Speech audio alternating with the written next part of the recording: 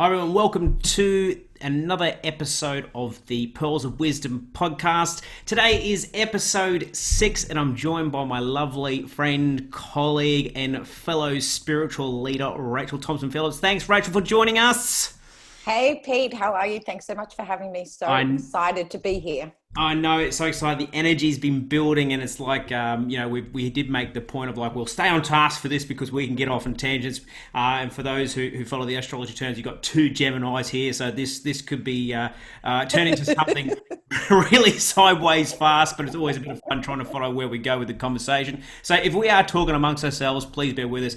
As I said in the description, hang on to your hats, bring the popcorn, because we just never know what's going to come up with this conversation. But of course, the big thing is Rachel's got an absolute wonderful story. She's made such a great example of leading the life that you should and kind of having that path, so much so to building a six-figure business, helping others to find their passion, their purpose and their path.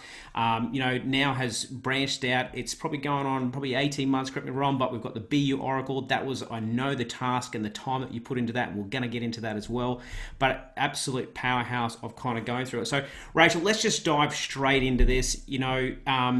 Because it's one of those things of like, we know each other and other people might know you, but not everybody knows you. So Yeah. let's go straight from the beginning. Always the best place to start. What got you started on your spiritual journey? Because I think this is a great thing to talk about, because it just helps people realize that we all do start somewhere. So where did it start for you?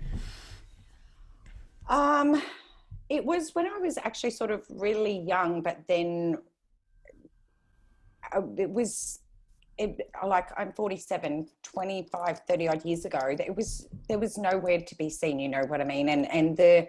I'm really honest that the people that I knew in the spiritual industry many years ago, I considered them crackpots. So I didn't really want any association. So I'm not going to lie, I spent Yep.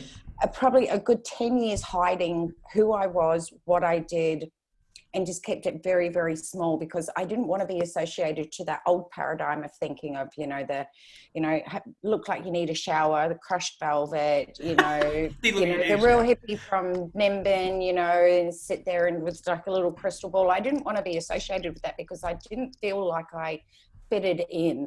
And so therefore it made me really question all of the stuff that was coming through, because I thought if I don't fit this idealism of what spirituality was, then I mustn't really be spiritual. It must be something that's in my head. So I really kept that really, really small. So you were in the spiritual closet for 10 years because the identity of what the world was having, as in terms of what a spiritual person might be or what a channel or a reader might be, you're looking at it going, but this really isn't me. So that's what kind of kept you in the closet. 100%. They all love the crushed velvet and, the burning incenses and all that. And I love to dress well. I love bling. I was the complete opposite. So I didn't even look like it. I mean, I ran into someone at Zarafas, they asked me what I did. And the first thing he said to me, even now in 2020, he goes, "You don't look like one of those types of people." I'm like, what do those types of people look like anymore? This is the new type of people, you know? So because of that, like, hey sister, this is what it's about now. Get with the program. Get with the 21st century. Right. Take a picture, because this is the new the new spiritual now, It has style and class now. We're not all crushed velvet anymore. Hey, I know, darling, you are total style and class. It's like, you don't rock it any other way. So, I kept that pretty small and I kept that pretty hidden from a lot of people, because I really didn't feel like I had that identity. I actually sort of had like an identity crisis. I was everything but the idealism of how it looked and all of that. And it wasn't until I had a boat accident 19 years ago now, that prior to the boat accident, it was Easter, we were with some friends, and I knew there was going to be a really bad accident. I sort of pushed it aside, but it didn't go away, and I knew it was going to happen. And I didn't know it was going to be a boat accident, but I just knew there was going to be a life or death changing accident. And having a few drinks with some people, had known this guy for ages, and he had a jet boat. My father had jet boats. I'd sort of grown up around them. And I said to him, "Oh, do you take people for a ride? I haven't been for one in ages." And we laughed, and he said, "Yeah, I'll take you," and didn't really think nothing of it until the next morning, where he came in and he said to me, "Rachel, I'll take you for that ride." And I shit. I kid you not, I shit. And in that moment, I was too afraid to say, no, I've got a really bad feeling about this, because I didn't want people to judge me. And I hopped in the boat, and I just knew that I should not be anywhere near this situation. And I made a promise to myself that if I lived through this situation, that I would stop hiding. And like, I'm in the throes of terror, and I'm one of those types of people that when I become that afraid, I actually freeze. But I freeze in my physical body, but my brain is racing and screaming and yelling at me. And I remember just sitting there going, I promise you that I will live. I will stop hiding. I will do whatever you want. Just let me live through this. I had 2 young children. I was so angry at my own self. And of course, then we got thrown out of the speedboat at 80 miles an hour, hit water, had a near-death experience, had this beautiful angelic lady underneath the water that was just like, you need to come up to the surface. And I'm like, yeah, there's a whole pile of mess up there. I don't really want to deal with that, so I'll stay here underneath the water. Well, that didn't work, so I was brought up. And I had no physical problems wrong with me, but I was so angry at myself for not listening to my intuition. And that promise has stayed with me for 19 years, that I live that promise, that I stop hiding, I start being all that I am. And it actually really got me on the quest of going, well, if I knew that I had all this intuition, but you've got to remember 20 years ago, we didn't talk about intuition. It was like, you just have this beautiful gift, but there was no talk about that. Yeah. And for me, as much as I'm a Gemini, I'm very, very analytical. I need to be able to understand why something happens. How is this happening? Why is this happening? I need to be able to understand the science behind it, because I'm also incredibly science-based, anatomy and physiology, through also being a remedial massage therapist. The anatomy and physiology, everything goes on inside of our physical body. Tell me how that happens.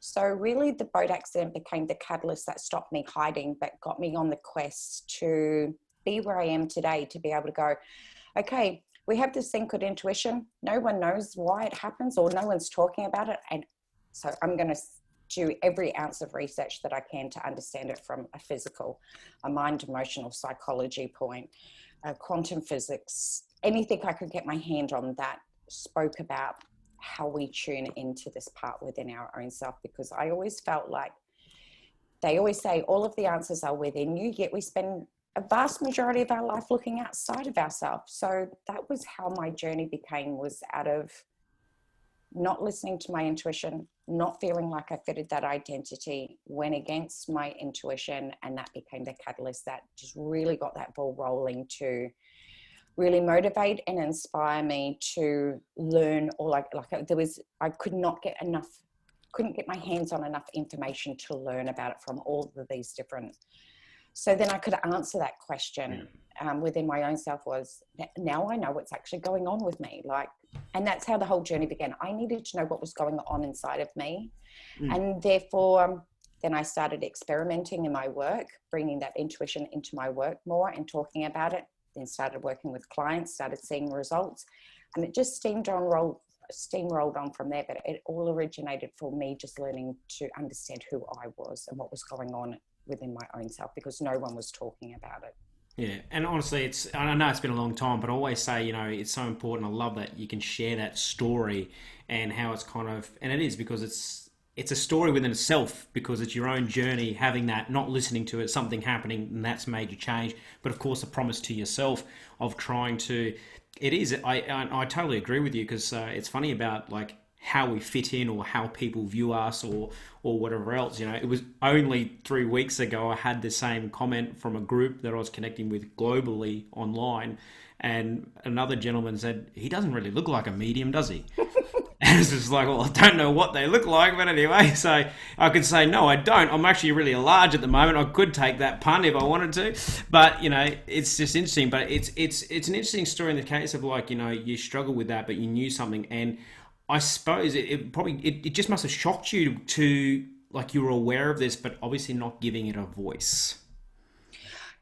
It was more a fact of feeling like I was always had, I know it sounds stupid being a Gemini, I'm going to have all these punts about being a Gemini, but it was like I had one part of my life that was visual out there for other people, but I had this secret identity within my own self. But it seemed secret to the outside, but it was a bigger identity than the one that I was showing the world. And I just didn't know how to make them mesh.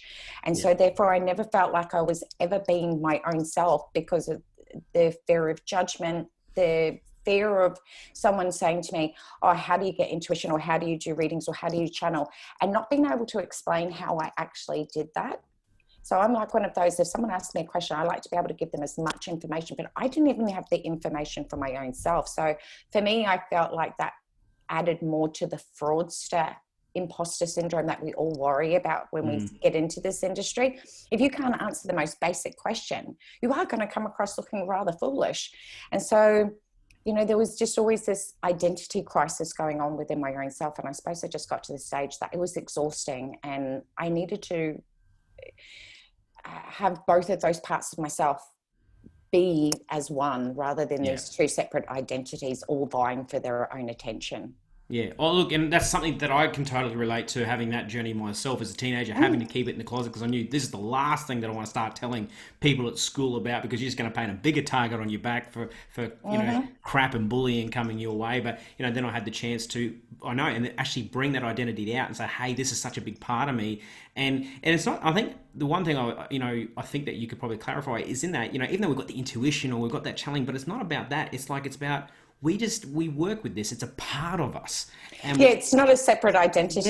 It's and you're 100% right. I say it's just an extension. It's just an aspect of yourself. Like, and I know you're going to get a good laugh at this, because we've spoken about this before. It isn't a fucking gift. Like my French, it's not a gift. It's when you're being woken up in the middle of the night, or you're getting stuff coming through, you're not sitting there going, oh my God, this is a beautiful gift. It's a skill. Every single person that walks this earth, it is a skill. Every single person that walks this earth can use it. They use it all differently. We access it for different ways. We have different language around it. But at the end of the day, we all have it. It's just a matter of whether you want to develop it and explore further, is the difference between someone at the start of their journey or someone where we're at. But that doesn't mean that we're at the end of our journey. We are still learning, growing, evolving, exactly the same as someone at the beginning place. We're just a little bit further along, but it just never goes away, because it's a part. It's, you live and breathe it. It's just an extension. It's part of your essence. And it's a part of us, and it's something you just can't deny yourself. And if anybody who's, you know, watching and listening to this, it's that whole thing of, don't be afraid of that identity crisis. You've got to embrace it, because I don't feel it's that whole essence of, like, there's a whole big, you know, talk, very spiritual self-help talk about being your true self. And there's something, you know, and again, I love that this has come out organically in this, because this is, you know, so I told you, there goes the question list. There goes the question list. But the whole point is, I love the fact that it is because, you know, there's all this talk about true self and, you know, finding true self. But I think it's not really talked a lot about in terms of people who really are in tune or have the intuition and have these abilities that are with them, because for some reason, I think it's a human nature thing. Maybe it's going against the logic of society standards, whatever. We kind of do fight it somewhat, or because it's identity crisis. We don't know how do we fit in, because we don't look like that, we don't talk like that, we don't want to live like that, or all these different things. And, you know, the way it kind of comes about. So, you know, embracing that. I love the fact you say, no, this is just who it is, and working with it. But that kind of leads us in. So, you know, so you've come through this. I've gone through that, you know, near-death experience, which is a pretty full-on thing, and it's one of those things. But it's a real recurring theme when I do talk to people. There's a moment in life for a lot of people where it's like, no, I have to embrace this. There's something more to us, and it's almost like, you know, spirit and universe giving us that, you know, kind of little bit of a spiritual bitch slap, saying, hey, you know, you've Get got your shit this together. Yeah, it is. You know, start working with this, please, because, you know, we're here and we're knocking on the door and we're not going away. And you're kind of doing that. So you've gone from that. And so when did this, you know, obviously, so you've embraced this, you've come out and going, right, I'm going to start embracing this and intuition. You've gone out on your journey, you've done your research and whatever else. Then how did you kind of come about? When did this spark for you to go, right, I'm going to be this soldier, I'm going to speak about this intuition, and what kind of led you to this point of like, I'm going to be helping people? Because I know that you're there, you're speaking constantly, you're trying to help people work through fear, work through the anxiety, embracing more. When did this really become your focus in your life? I would probably say about 15 years ago, and that's why I always say to people, don't put expiry dates on dreams. I knew that I wanted to help people on a massive magnitude. How that was going to happen, I had no idea. You know, the Facebook and those kind of things, they were still in the beginning phase, and I wasn't really into it. I didn't even know how to do technology even when I started the new online stuff 4 or 5 years ago. So I didn't know how that was going to happen. And I just keep getting this information. It's going to get big. It's going to get big. You're going to outgrow your own self.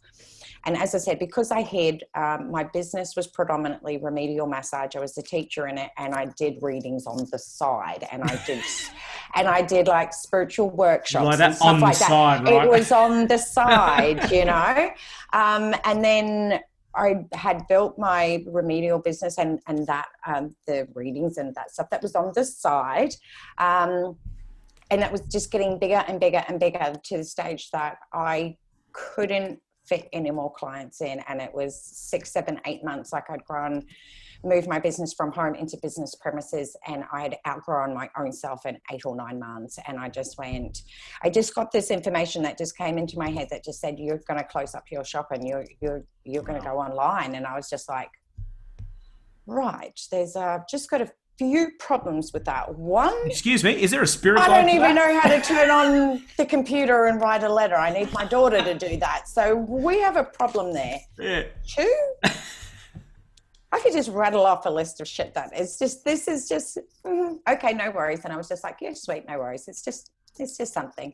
Yeah. And off I went. And yet I'd always, like after I had the boat accident, sorry, it just jumps back and forth. After I had the boat accident, I was so shattered confidently, and I had no trust in my own intuition. And then oracle cards became the thing that brought me back to myself. It helped me build trace. It helped me build confidence. And when that voice was saying to me, you're going to shut up shop, it was like all of that just came flooding to the surface again. It was like, you always wanted to build a deck of oracle cards. You know how much they helped you. You know how much they changed your life and helped you step into the person that you are comfortable now. You now don't have an identity crisis. It's time to get that going. And I'm like, we have another problem here. Excuse me, back up the truck. We've just got the online thing sorted out, and I'm still trying to figure that out. Yeah. No, I didn't. I just, after about 2 weeks of the voice just going, it's time to shut up shop, it's time to shut up shop, and it's time to get on with this, I just blew my husband out of the water, and I just said, babe, I'm going to shut up my business. And he's like, excuse me? And I just said to him, I'm going to go on this journey, and I'll give it 12 solid months. And if I can't crack it, then I'll guarantee I'll go back to my business. So it meant I literally shut the door, and I didn't see any clients, and the journey began. And I jumped in, and I found someone that would teach me how to create online programs. At the same time I was doing that, I decided, of course, I'll just throw in building and creating oracle cards, because that's the most freaking sensible thing to do. And I had them both going at the same time. So it was the craziest. It took me about 15 months all up to get them both going, because I didn't decide to just build one thing that I had no idea about. I decided to create 2, but that's why I always say to people, just try not to put expiry dates, because, 15 years ago when I thought about that, I just had no idea how that was going to happen. The oracle cards and the idea and the concept, that was probably about 8 or 10 years ago that I wanted to do that. But, I didn't know how to make it happen. And now here they are unfolding now. So it takes time. You don't know what the divine timing is. Sometimes you just don't need to know those kind of questions. All you need to be able to do is, when you get that nudge, just give it everything that you've got, and back yourself. As much as the journey is scary and daunting, I could never have imagined that I would be where I am now if I'd not taken that jump. And that's mean it's a big process, and again another very good point to make there. Of like, you had those thoughts about, I'm going to do these cards for a while, because it just it just kind of, it sits there and it kind of just goes round in circles. Every now and then it comes back and going, Oracle cards, yeah, I want to do that, and then it kind of fades away. Oracle cards, yes, I want to do that. So it kind of keeps coming up, but of course, going through that journey, because this is great, because we want to get into the Oracle cards, the BEYOU Oracle cards that you've designed. So it's a 10-year process. It's like you said, it's pretty full on, and it's taken it really now. It's just starting to really get out there. And I think because even for me, like I have run into a lot of people, and I think a lot of people, who venture into this field in some way, even whether they just dip their toe into it, I think there's this faint thing of like, I'd love to design my own deck of cards one day, and I think it's a fantastic dream, but it's a hard slog. And so 10-year journey. Now let's break this down. When like you're doing two things at once, you're building your online business because you've shut up shop here going, okay, I'm going to do this and I'm going to do this. I call it my moment of craziness and sanity, because I honestly say, if I honestly knew what I was actually embarking on, I would have put the white flag up and said, I'll go and sit and have a glass of wine and think about that and get back to you on that one. So I would not have done it because there was just so much. So sometimes not knowing is the best thing. Yeah, I suppose kind of going through it. So let's give scope here, because the great thing is they're out there now, which is awesome. Yeah. So we can kind of help people go and really help you to understand and kind of get your message across of like, if you had have known, you would have raised in that white flag. But let's have a look at it. So in your Oracle deck, how many cards there are in total? There are 44. I love the number 8. So the difference between Oracle and tarot cards is tarots have a fixed number. They have fixed cards, fixed meanings. Oracle cards are open to the elaboration, to the interpretation of the creator. So you can have as many decks, you can have as many cards as you want in creating an Oracle card. But I loved 8, so it was like 44. Okay, so there's 44 cards. Nice number, nice double digit. You can't argue with that. So I'm working with it now. But of course, for those who don't know, and we'll get to this in a second, but they are absolutely just drop dead gorgeous cards. Like they really just speak volumes as soon as you look at them. And if you have a look at Rachael's screen there, you can see like one example of the picture in the corner there. She's kind of showing the camera. We've got the lady with the half face, half line connecting there. Absolutely amazing. But it's like, so, is going through the process, is this something that you had to, like 44 cards, like is that a number that you just knew straight away you wanted to get to 44 cards, or was that something that just kind of evolved intuitively over time? No, I just went what was the card? When I found out you could have any number, I went, well, I like 8. So 8 is 44. So let's get 44 cards. It was I'm happy for you that you didn't decide to go the triple angel number, 444. Yeah, no, I'd still be there. I would have burnt myself out. So I think sometimes in some of the steps in the processes, you just have to really keep shit simple. Like if you overcomplicate things, you can talk yourself out and just really complicate the process. So as I said, I just went for a number that I dig, broke it down into 2 digits, and there were the cards. And so now you've decided, right, there's going to be 44. I like that number. It feels good. You kind of set that yourself. You set that in your mind. Then kind of going from there, what was like the next step of like jumping into this and going, because that's I'm looking at, do we all of a sudden sit down with a piece of paper and kind of map it out, or do we, what was the, like, how do you go through this process? Because that's it's awesome. And this is what I want to share, because there's a lot of cards out, but not very often we get to talk to someone who's actually gone through the process of actually doing it.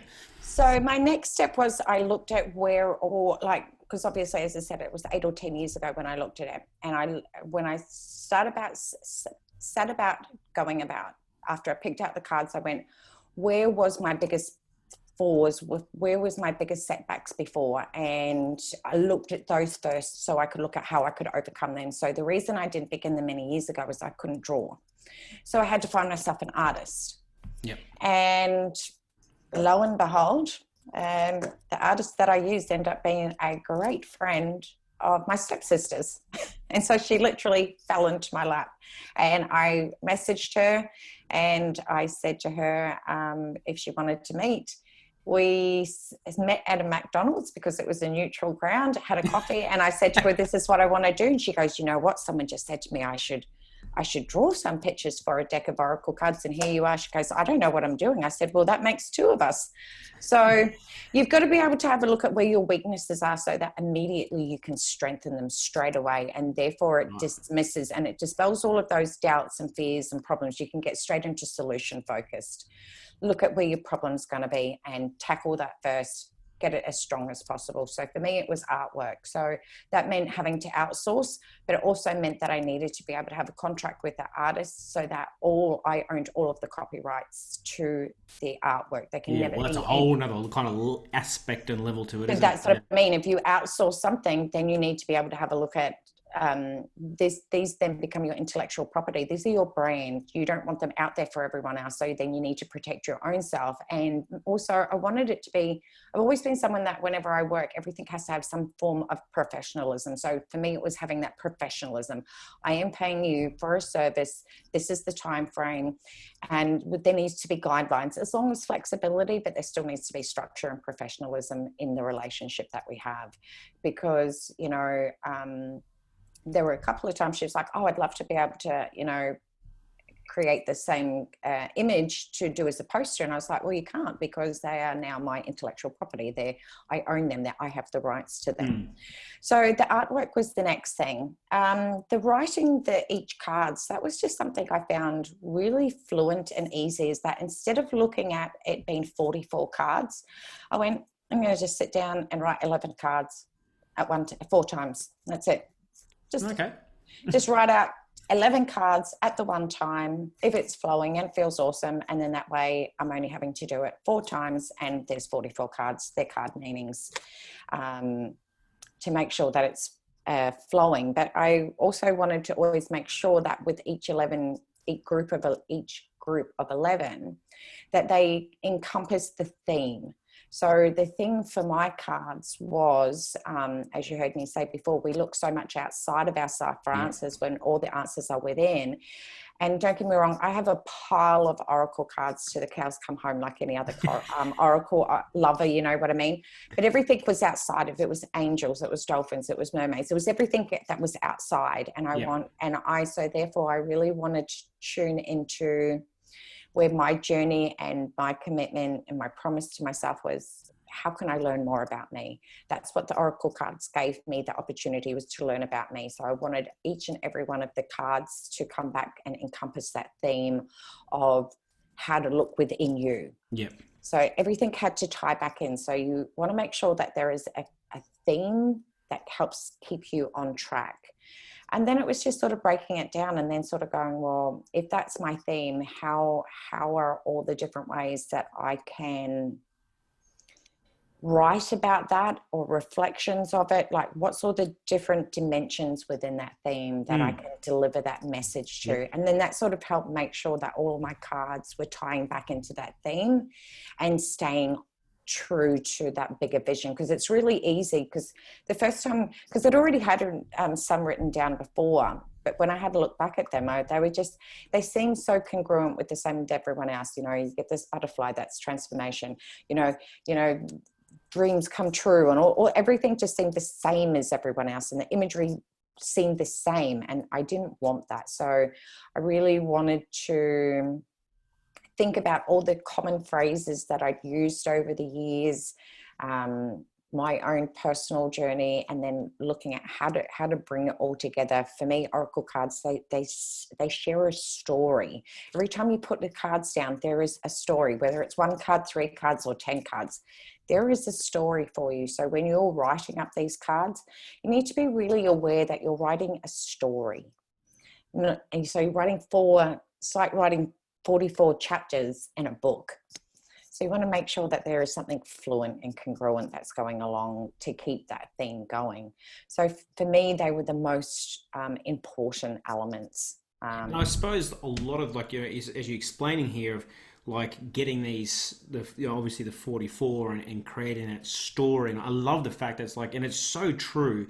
And I don't think it's something that a lot of people do realize, is that when you do look at a lot of the, in the sense, commercialized oracle cards, They are. It's all about it's for some reason they do kind of examine it, and it's almost like we need an outside influence to prove to us that things are happening, whatever else, rather than giving us or empowering us as a person. And that's what I love about the BEYOU. It's because that's hence BEYOU. It's about the empowering the self, and it's kind of like that. Would you say the inspiration for this story of unfolding the 44, and when you're kind of going through this, were you drawing a lot on your own personal experiences, kind of stepping this out? Like, let's kind of like, very quickly weighing it up. How much would you say was really you, and how much percentage wise was kind of like it was just flowing through? I need to add this because I'm getting this from from spirit, going, this needs to be in here. That's a really good question. Yeah, I know. I can tell. My brain is Rachael is silent. That is not one question I was prepared for. As I said, the promise that I made to myself that I had to, that was the overarching energy behind it all, the promise, show up, be you. And so the cards all became about, as I said, like little phrases. Like I've always said, like women, well, not just women, but obviously because most of my clients I work with are women. Most people that buy them are women. I always say that the whole industry is 98% women. Yeah. So I always say, like, women are the most intrinsic and complicated but most simple creatures, yet we like to complicate the shit out of things. And so oracle cards, they were about harnessing that.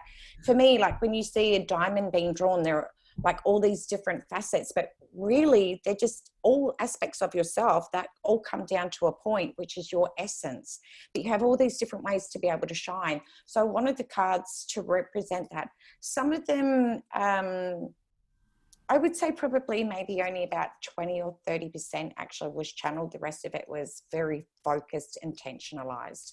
I'm making sure and staying committed to that theme. Well, and that theme is about really being you, stepping into that power, getting your essence and showing that and realizing the strengths. And I think one of the big things is that I love about the deck is when you do use and reflect on it, it helps you to overcome, because they're a mirror. That's what it's like, an automatic mirror. And again, that's the unique factor about these particular cards. Just like, because it's hard. Like I won't lie. Like it's not going to be everybody's cup of tea when they sometimes first look at it, because they will challenge you. Because it's like, boom, it's in your face. It's like, and no, you can't just tuck that behind and pick another one. You're not going to get Archangel Michael saying to you're protected here. It's like, you're going to get another card saying you need to work on your shit, sister. Yeah, for sure. So you can really imagine Rachel's voice when you're kind of looking at that card when it's coming. Do so many people say that, and the ones that people find, the ones that are most in their face are the ones that I think are really, really soft and gentle. And I'm like, wow. So, but again, like I loved how you said before, like things external, we look outside of ourselves. That for me was, again, coming back to that intuition. We're always looking outside of ourselves, yet now there's this whole shift that's like, be your most authentic self, step in your power, take your power back, own your personal, but all this kind of stuff. But no one's telling you how to do it, because they're still teaching you to look outside yourself, look to angels and guides. What about the source and soul inside? Yep. They're really valuable. They'll help you a lot. You don't need to go out there, because sometimes people can get stuck out there and then don't know how to integrate that. So never forget, I feel like sometimes there's still this disempowerment that's still getting people to look outside of themselves rather than connecting so deeply in. I think sometimes there's still, and this is maybe just my belief, but for me, there's still this dispel of keeping people from recognizing their own potential, because it keeps people looking to leaders or stuff like that, rather than seeing that the new age leader is actually encouraging you to go within, and they're going to help you unlock that. They'll help you through those fears, because guess what, we're freaking being through them ourselves. And that's what we're here to learn. Yeah, that's right. People forget, like at the end of the day, that's what I always say, it's a 50-50 game. We still have to take the steps. We still have to get our hands dirty. We're still going to have to wrap our head around finding a solution to our particular problems. And as much as I know both you and I, we can connect and we can read till the cows come home, but both of us are very similar in the space of as we're working through things, where's the solution to this? Because we see problems, but then we straight away start looking for solutions. We're like, okay, how do we do this? What's going to be best interest? How's this going to work for us? How's it going to work for people around us? And and all those kind of particular things. And again, that's what I love about it, because it's like this particular thing, you're taking all of those things and it's mean keyword, you're empowering, getting back into the self. And because, how many times have we both heard, someone, or in conversation or whatever it may be, and we start talking about being spiritual or about being connected, and they go, oh, I wish I could be, because but I can't connect like that. It's like, it doesn't start with that. No. If only. And sometimes too, I'm sure you can probably say, there'd be some things that you have worked through, overcome, or been challenged by, that you had no idea that that's what you'd have to work through to get to the other side. And if you'd heard that at the beginning, you would have run to the hills, because you would have gone, I'm not equipped for that, or that is so not what I'm up for. I want the pretty little stuff. Because I can tell you, when I started my intuition journey and doing all this spiritual work, I thought, oh my God, I'm going to get to see dead people. I'm just going to be able to read for people. It's going to be amazing, these wicked superpowers. Well, you want to know what my first superpower was? It was knowing when people were going to die. That I did not see as a superpower. Wow. It was horrific, because I'd know anywhere up to a month beforehand that someone was going to cark it. That wasn't fun. I'm like, where's the cool stuff? I want the cool stuff. That's, to me, was not defined as cool. So sometimes you don't always know where it's going to take you, but that's where you've got to have that curious nature to know that you'll be guided every single step of the way through. I honestly believe that every single person's spirit guide, their spirit essence of themselves, that soul essence of themselves, is sitting on the other side going, now that was more funnier for me than it was for you, but it's learning about that spiritual and intuition isn't about this doldrums, soul-sucking type thing. There is so much fun, so much laughter, adventure, and curiousness. You've just got to be open and curious, and to be able to have fun at yourself, because you know what? There's going to be many times that you bomb and you flop and shit doesn't work out how you want. And you just got to be able to dust yourself up and get on with it. Who cares? But you learn from those things, and that's what keeps you going, is that curious nature. And I think anyone that's in our industry always has that incredibly, I always say, like that incredibly like curious George within them. They still have to be the seeker to find out what is still there. Yeah, because it's almost like, what's next? Or what's next? Yeah, we're always trying to push that envelope, so to speak, just trying to go, okay, where do we go with this? Where do we go with this? And it's an amazing kind of, going through that. And I think people, again, it's something that try to teach, or not teach, but try to inform people with, is that it is a journey. It's not going to happen overnight. You're not going to, and it's interesting. I like the way you describe it, like superpowers. And it's like, this is not what I agree. This is not what I was thinking. Yeah, because like when you first start getting into this, you really think doing this spiritual work is like a superpower. Like, this is going to be so awesome. And like, I'm just going to rock this shit. And then things happen. You're like, that was not in my contract. What? I wanted the pretty little one, the road that's less traveled, that doesn't have any potholes in it. I just want to take that one, thanks. That, and I'll go in a beautiful little carriage along the way. Not, I want to take the minibus filled with all the crazy people and hit every pothole along the road and have some fun along the way. That's not what I signed up for, but you sit back and you laugh at some of the things that you got so worked up about in the beginning now become something that you get to look back on and you go, that's really nothing compared to now. But they all help you to get to that. And you can't go around it. You can't go over it. You have to just go through it. So that's why I always say, if you're in this journey, it's so important to find yourself a really good, not so much mentor that you rely heavily on, but someone that's been through that journey before, that has their head screwed on and will be really transparent and honest and just say to you, you're going to be okay. You're going to get through this. Half the time we go through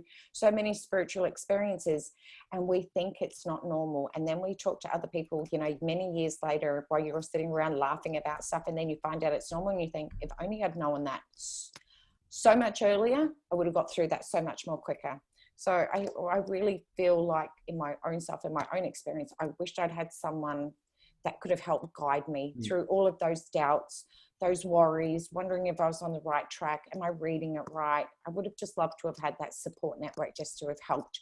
And I feel like I could have definitely have gone through that process. So it's definitely what's led me to do what I do now, to be able to help as many other people that are in that same spot, because You've gone through it yourself. You realize what you were lacking. yeah, Therefore, you kind of come across going, but you know what? If I had that, this would have been that smidgen bit easier. I probably would have enjoyed the journey a little bit more. yeah. Well, you wouldn't have, I felt like I probably wouldn't have had that much of an identity crisis, because that would have been nice to just have someone say to you, yeah, that's normal. It's just like some things you go through, they're just like a passageway to doing this work. But when you don't know and you're afraid to have those conversations, because not everyone in your world is spiritual, they have those kind of conversations. If you don't know that it's normal, you freak out, you jam up, you close up, and it makes the journey harder. So I just sort of really think that the journey can be a little bit easier. Doesn't mean it's going to be smooth, mate. Hell no, it's just not part of it. But at least it would make that journey of not having so much of an identity crisis or trying to find your own self, when you can actually find out that is a part of who you are. You just don't know that at the time. And it's about finding it, and if you can find the help along. But it's interesting. I want to come back to the superpower kind of analogy here. So you might have started something here, Rachael. So that's all good. Your own doing. I'm just saying. Right? You put your own pothole in the road with this one. Yeah. No, but it's just so in the journey itself, and as we know, we go along, and as our journeys were somewhat similar, because we did have larger periods of a life where we were discovering this on our own. We didn't really have anybody to reach out and connect with. We had to keep it secret, and that kind of stuff. And of course, once you overturn that, you go, right, I'm going to embrace this, and all of a sudden you go, why do, like, out of all things, I'm going to learn when people are going to die, which is it is absolutely one of those things that are there. You copped it. It would have been hard to deal with. So that's what kind of opened up. I can imagine you would have had a few choice words to your spirit team at the time, going, what's going on here? But that aside, so that's the beginning of it. What would you say your superpower is now?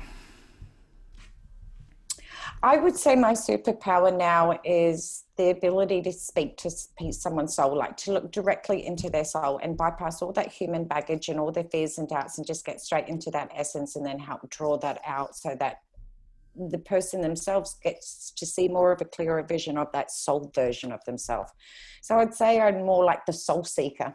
The soul seeker. So we've gone from the soul seer of when they're going to make a move to the soul seeker. So just maybe don't draw them out too much, all right? Yeah. That's usually what scares them. They're like, I'll put that back down, thank you.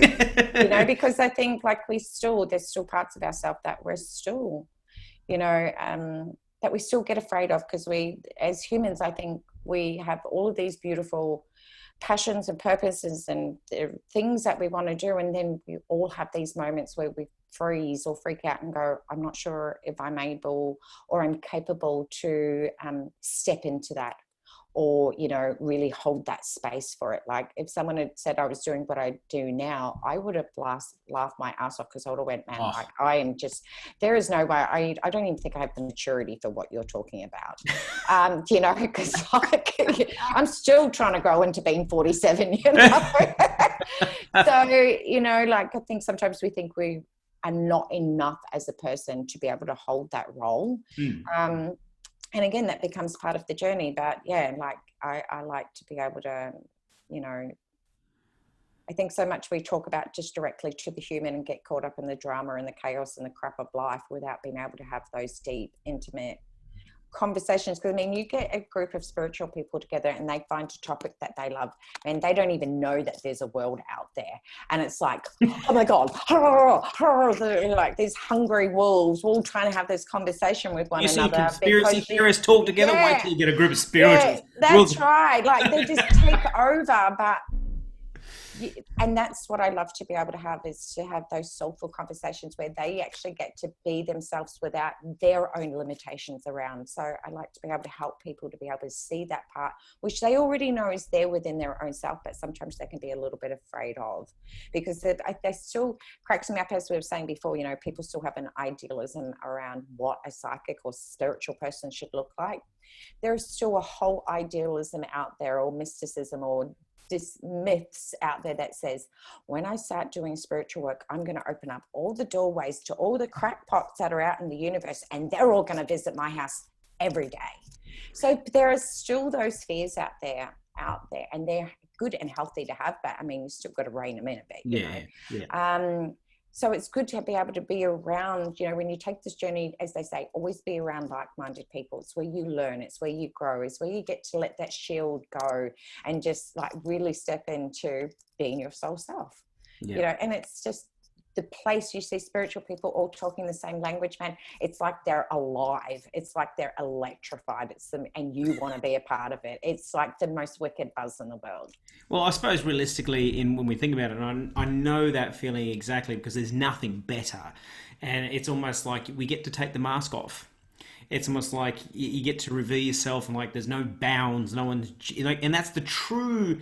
What I believe the true essence of spiritual is that when you get in a conversation like that and you're with people, there is no judgment. You can talk about anything, you can go this way, whatever, and it's all just about conversations and getting down there and really kind of exploring and again pushing the ideas and kind of working around. And I love that, and it really kind of just, you know, encompasses you, Rachael, as a person. Like everything, you know, listening tonight and listening about your journey and about like how it's come there through that closet. You know, you've gone through that experience, but then you're going, hey, but people need to do this. You need to embrace this. You've kind of gone along going, I, you know, need to do this. You've gone so far to create a deck to kind of go, I want people to have this ability to create that mirror of themselves. So it's all about the soul and helping everybody on that soul level. Going from a superpower of seeing souls run away, now, you know, looking into people's souls to help them to bypass it, which is probably a bit nicer. So obviously comes the big question. You know, I want to have you got your cards with you? Can we have a look at these beautiful cards? Of course you can. Of course you can. It's because that way everybody can see here, like, you know, out of a few of the examples of what this does. And remember, when you're looking at these cards, and as Rachael's going through them, this is the essence of her work. I love it because it's summed up in the cards. It's the mirror it's about. So what you see here, this is like pretty much what your superpower. You see, you're getting in there. You go, let's have a look at this. Let's work through this. And, you know, obviously Rachael can see this. So let's have a look at some of these BEYOU Oracle cards that you've managed to design and finally bless the world with. Live my promise, I say.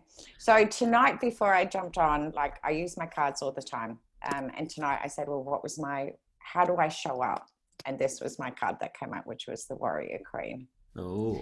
So each of them are different identities of different aspects of that human part within ourselves, but how to deeply connect to that soulful version within ourselves.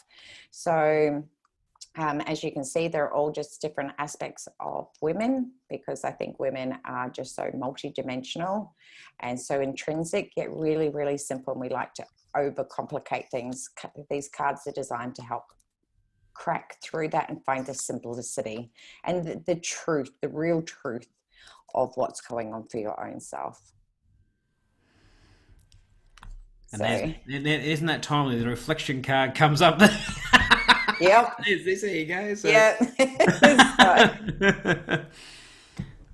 And so I love it because you've got that nice balance between like nice kind of neutral, like those blacks and whites, but then it just, you know, pops of color. It just pops. Yeah. Yeah. Yeah. So then this one I designed because this is my dad. He always sends feathers. So I had to design a card for my dad that was feathers. Oh, so yeah, there's something that I actually sit there and I think, wow, again, just ticking off, yes, you're living that promise. And every time someone purchases the deck of cards or I see a picture on Facebook where someone's using them, again, that's like you're living that truth and that promise and that commitment that you wanted. And it's like for me, I hope that it's unlocking the same way that it did for me when I use Oracle cards, helping me be more confident, helping me move out of that imposter syndrome, feeling more and more confident to be themselves. So hence, get back to their core. Yeah, so that's hence why the Oracle cards are called BEYOU, because it is a journey on learning what that is for you and understanding that. And you go through all these different evolutions of growth, and then you go on the same journey again of learning about who you are at this new level or this new awakened version of self. So the cards can be used all the time for the whole journey. You could, yeah, you could use it every day to have a look at something that you need to work on for yourself, or you want to have a look at something a little bit kind of greater for yourself, a greater thing, be great. And so, but honestly, it's just been wonderful to understand your journey from where you've come from to creating this, really encompassing, and I love it, like bringing your work to a physical, tangible product that people can actually touch, read, and feel. And that is so important with some of our work. And so I just wanted to say thank you so much for sharing your journey with us on this episode. But of course, if anybody wants to know more, you can find out more about Rachael on her website, which is rachaelthompsonphillips.com. That'll be all on the links there as well. And of course, people are able to get a hold of the BEYOU Oracle cards on that site there as well, Rachael? Yes. Yep. So they can all do that as well. And just how much is it for your cards? They are $50 for the deck, and depending on where you live, if you live in Australia, it's plus $10 for postage. Outside, it's an additional $25. I mean, everyone just needs to just be a little bit patient just with the postage at the moment, because it is taking a little bit longer than... It is taking a bit longer than normal. Yeah, than normal just at this current time. Yeah, so domestically is not too bad. So yeah. But again, thank you so much for your time, so much for your insight. Love your work. I love the passion that you do bring to it. And before we just wrap it up, I always do like to ask my guests, if you have one pearl of wisdom for everybody, what would it be? Always live by the promise that you make to yourself.